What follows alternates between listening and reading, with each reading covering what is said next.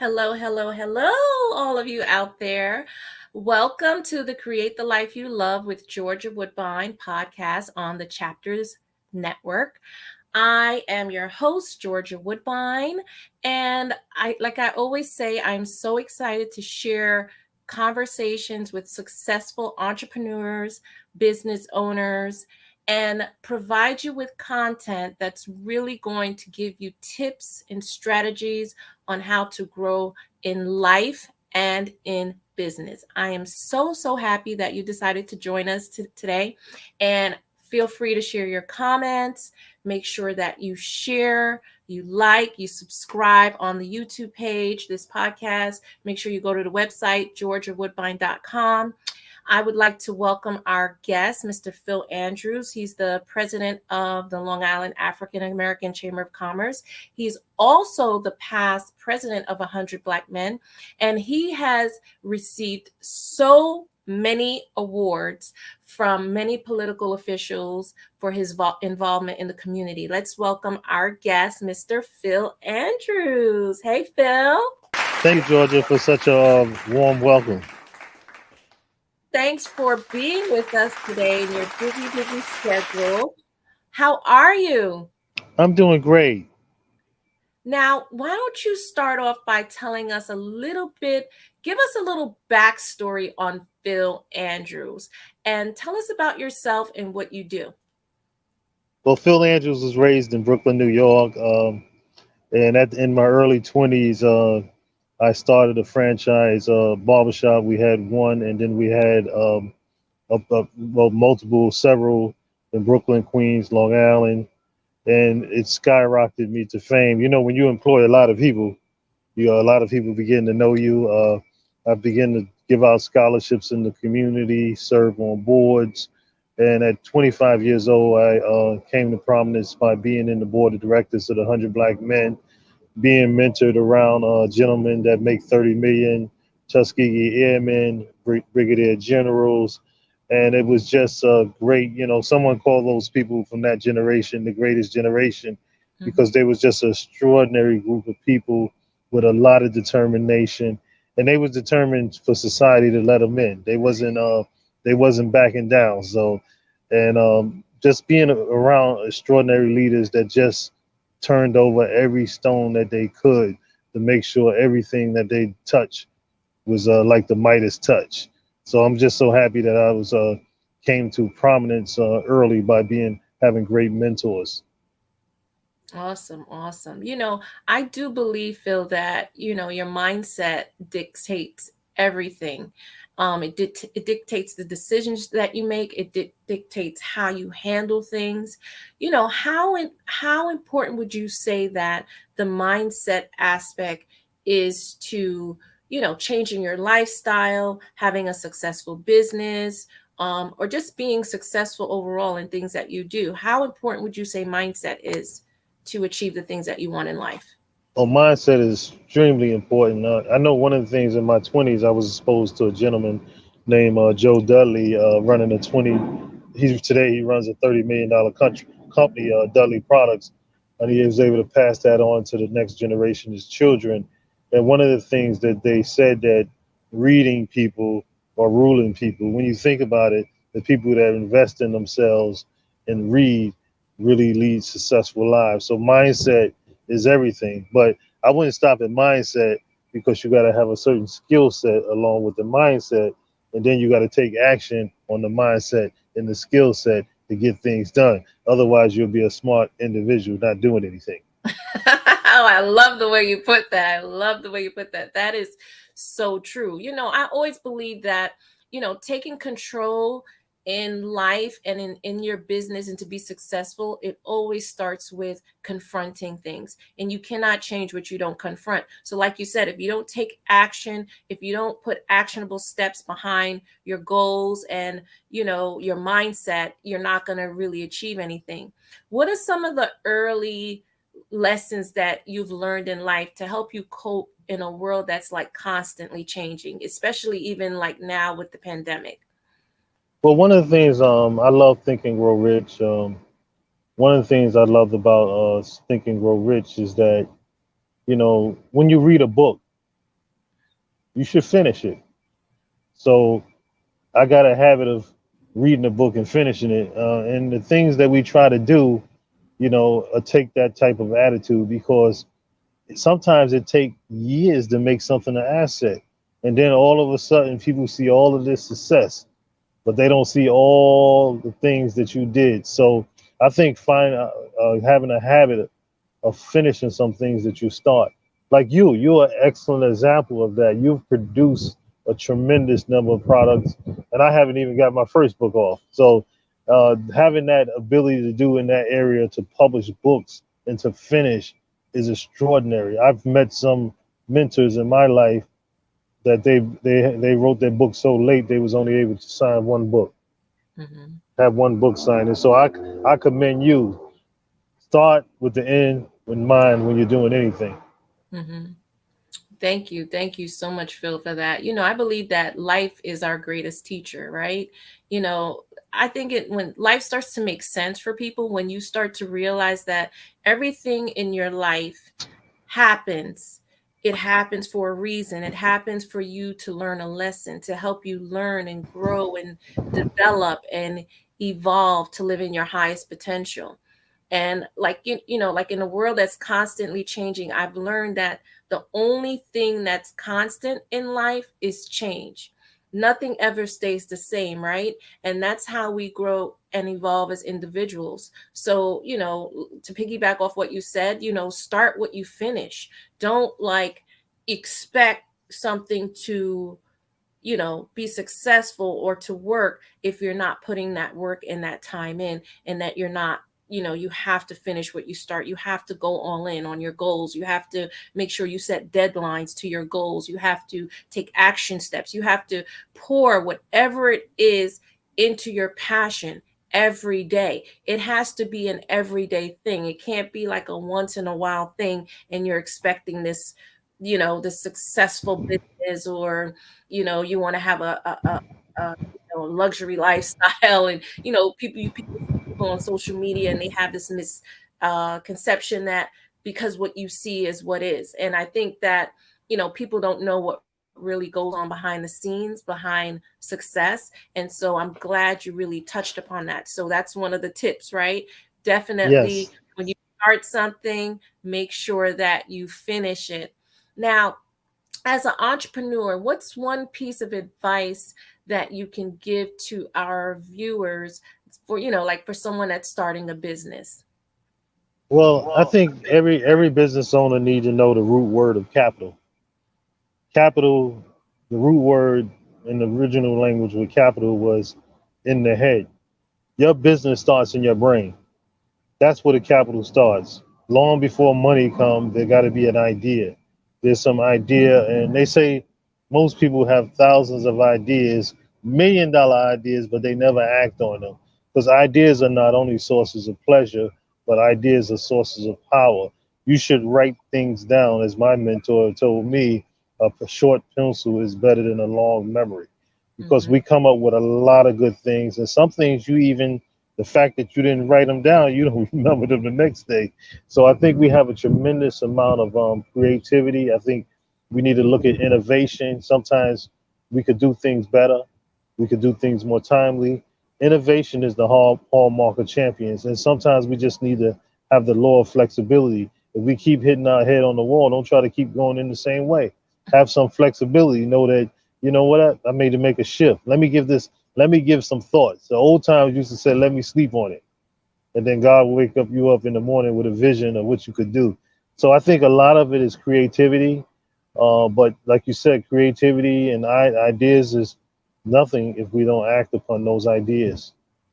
Absolutely. And I think too, it's so important to understand what your motive is for your success, you know, and what actually holds you back from achieving your goals and attaining that success. And I think that a lot of things that stops people from actually taking those action steps is the fear of financial insecurity, blocking your financial goal. It's fear of how other people see you. It's fear of you feeling that you're not good enough or you don't have enough. And you have to get past those fears. In anything in life that you want to pursue, you have to move past your fears of failing, your fears of not having enough money, your fears of not having enough resources. You have to, like Phil said, you have to, it starts with the idea, right? It starts with a vision. It starts with something in your heart, in your soul, in your mind. And you have to, like, that's what you build off of. You build off that passion, that goal, that vision, and then everything else will come together. Like, even for me initially, when I started writing books, I didn't even know I had the gift to write. I didn't even know how I was going to write my first book, and I've written several books since then. So, but I got past the fear of, how do I do this? Will this work? Will people want to read it? Will people want to buy it? You got to stop talking yourself out of doing things, because I do believe there's this thing called what, paralysis analysis. It's like you'll talk yourself out of doing things because you think of all the reasons why you can't do something. And so, I definitely think too, it's important to, move past your fears and understand what your motive is behind what you're doing and what the reasoning is behind what you're doing. Um, Phil, can you give our viewers some tips on some of the ways that you're most productive? And it could be like, like time management, it could be anything. Like, can you just share some tips with the audience on what helps you to be productive and how you go about doing that? But one of the things that I think is that we must operate in the area of excellence. There are some excellent areas that we have so much tremendous strength. You could be strong in one thing and make it. Like I have the strong ability to communicate on a large scale, and I knew that sooner or later the communication was going to take hold and root. So find your strengths, but I also say work on your weaknesses, because there are some things that we're not strong at, but you can succeed if you find your strength. And one of the things I do is I retire into the sounds very often. And here lately, I've been reading this book called Great by Choice.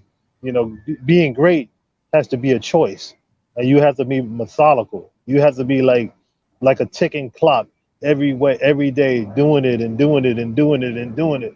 But you got to be doing the right things. So if you would take your strengths, weakness, opportunities, threats, you only need a strength to be great. But you got to find that thing that's going to open that door. So I think that's we got to take time away from the silence and to run this race. And I know Georgia knows this. You got to really keep reinvesting in yourself. You got to Mhm. have that quiet time. You got to have that time that you invest in your knowledge, that time that you're growing. Because the business, I've been saying this for years, that we cannot become more than what we are. So if your business is to grow, you have to grow as a human being. So I think that and I call it, we have to make the great investment, and that great investment is in ourselves. Absolutely, absolutely. I think the most important question in life that we will ever ask ourselves is why. Why am I doing this? Why am I spending time with this person? Why am I in this network group? Why am I, why? Why? And I think when you understand why, you can prioritize your life based on the things that is important to you, and you can make time for things that are important to you. And once you learn to get past your, like, those common fears of the unknown, of not having enough, of not, losing control, of loss, once you get past those things and you can really start to laser in, like Phil was saying, on yourself and have that quiet time. One of the things that really helped me in my success was meditation. And meditation, it changed my entire life because it helped me to get rid of the negative self-talk. And I think for a lot of people, what holds them back is that voice in their head that makes them feel like, why would I succeed at this? Or, you have to know that you deserve it. I think most things that hold people back from success is they may do all these other things, but if they don't believe it, if they don't really feel it within themselves that they deserve to be this, to do this, to have this, if they don't believe it, all that other stuff doesn't matter, because you have to know. you have to know as an individual that you have the potential to make this happen, that you have the, the gifts, the talents, the natural abilities, the skill set, that you have everything that you need to make yourself stand out, to make yourself authentic. I think what happens is when somebody sees someone do something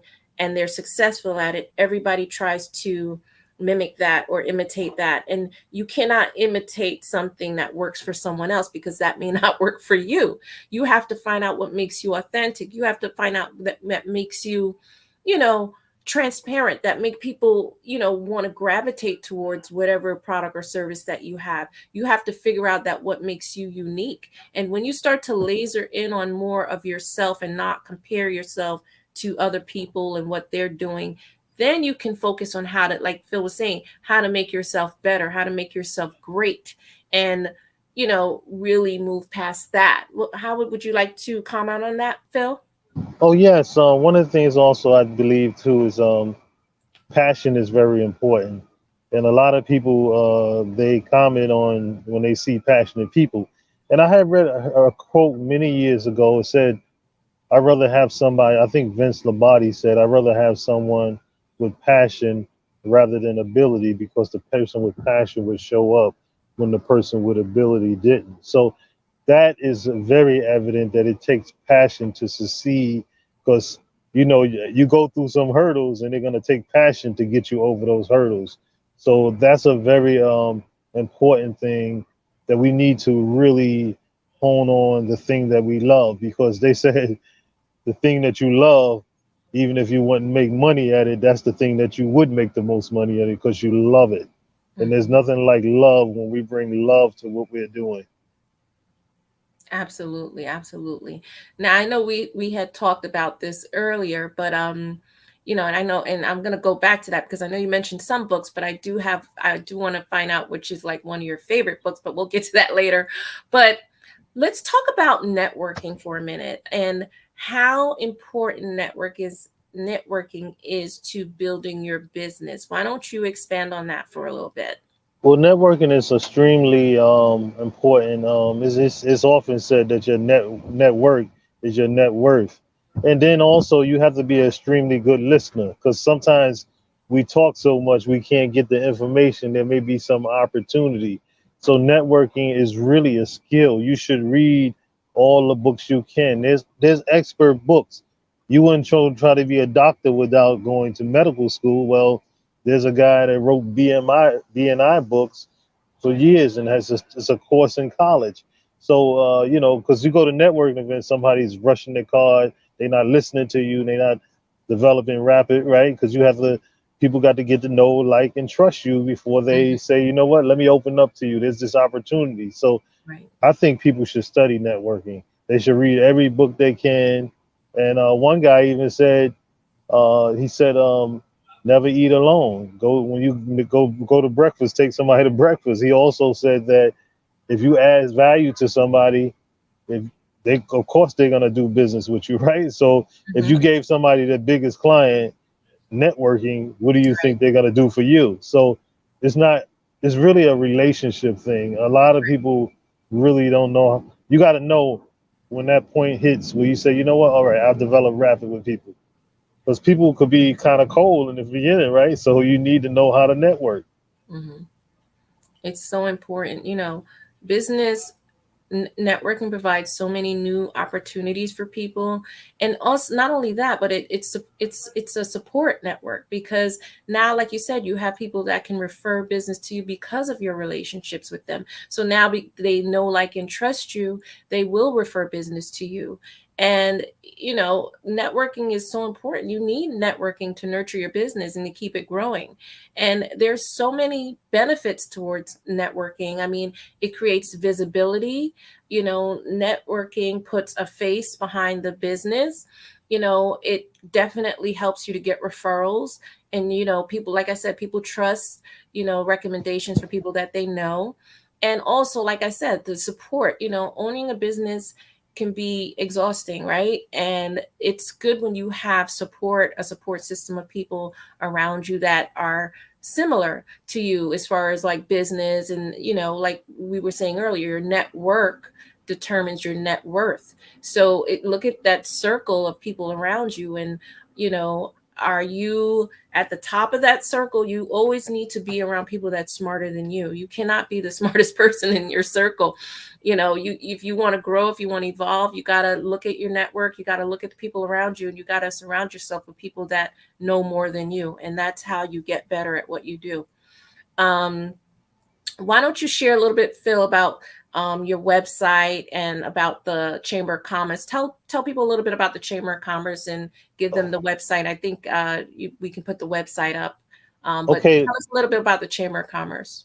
the Chamber of Commerce was established in 2010, and in 2013, I was very much like President Obama. I was term limited, and I got a call after my term had expired and said, "Do you want to be the president?" But since that time, we've been named as the 2019 Small Business Champion for all of downstate New York, the five boroughs of New York City, Long Island, and New York City. And in 2021, we were named one of the most powerful people on Long Island. And in 2021, we were also named the Zob School of Business, a permanent place at the University, Hofstra University Zob School of Business, Mhm. commemorating the work that I've done as a Chamber of Commerce.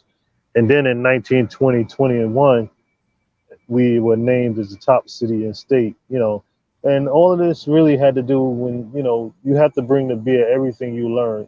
Everything you learned, there's some way, there's a reason why you learned it, there's a reason why you learned to type, there's a reason why you learned to network.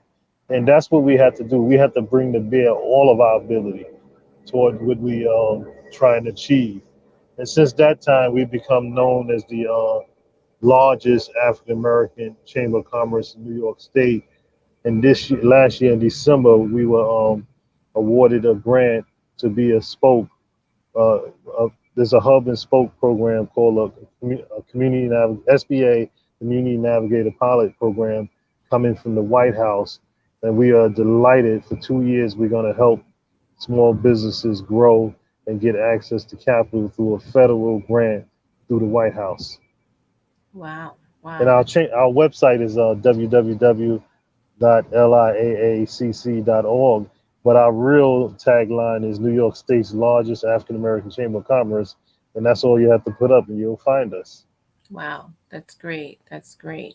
Now I know earlier in the interview you had mentioned a book that you love, Think and Grow Rich. I actually was going to ask you a question on that to recommend a book to the audience and why you recommend that book. So, Think and Grow Rich was one. Do you have another one that you would like to recommend, and why would Oh, you recommend that book? Because I know you read a lot.